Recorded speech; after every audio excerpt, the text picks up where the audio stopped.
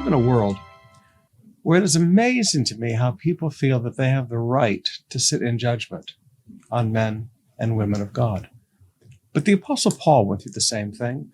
In Corinth, he was always compared to the super apostles. He talks about them a lot in 2 Corinthians. And these people who claim that he was just an apostle, but they were super apostles. And because of the patronage system of ancient Corinth, they compared Paul with others, and they all sat around discussing and judging preachers.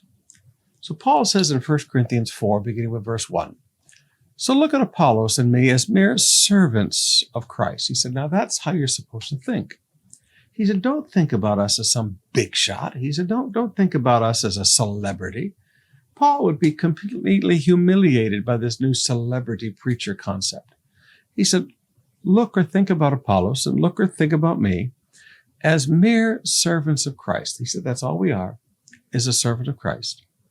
And we have been put in charge of explaining God's mysteries. He said, now that's how you think about us. If you want to know who we are, think about us as simply a servant of Christ who has been put in charge of explaining the mysteries of God.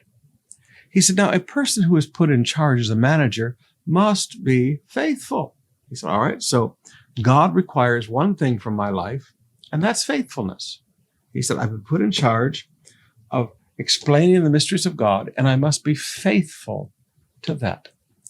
He said, I'm not expected to be faithful as a celebrity. I'm not expected to be faithful as a marketing manager. I'm not expected to be faithful as a product salesman.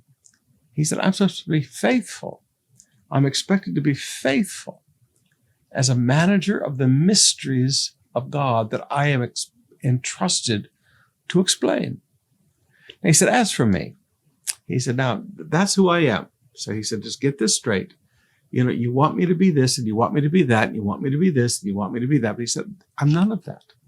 He said, Apollos and I are simply servants of Christ, put in charge of explaining the mysteries of God. And all God expects me to do is be faithful at that.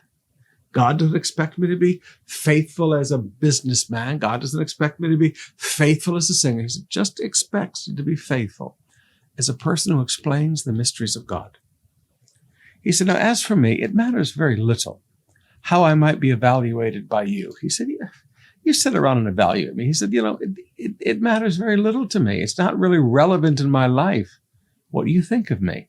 Now, that may sound a little arrogant, but every pastor has to come to that place in life where it matters very little how I might be evaluated by you or by any human authority. He said, I don't even trust my own judgment at this point. Paul said, I've lived long enough and figured out I've made enough mistakes in life. I don't even trust my own evaluation of myself at this point.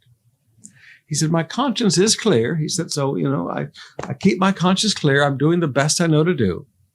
But that doesn't prove I'm right. He said, it is the Lord himself who will examine me and decide. Paul said, you know what?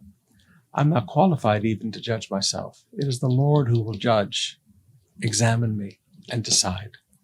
He says, so don't make judgments about anybody ahead of the time before the Lord returns.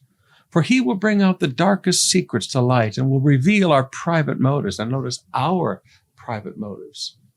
Paul said, you know what? You sit around in judgment on these preachers, but you don't know their hearts. You don't know who's trying to do things out of their own personal interest. And you don't know who's trying to do things out of a good heart. You don't know. Paul said, listen, and he will reveal he includes himself in that, our private motives. Then God will give to each one whatever praise is due.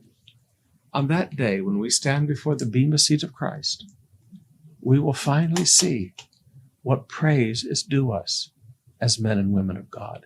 Until then, you know what? Paul said, it matters very little to me what you think about me.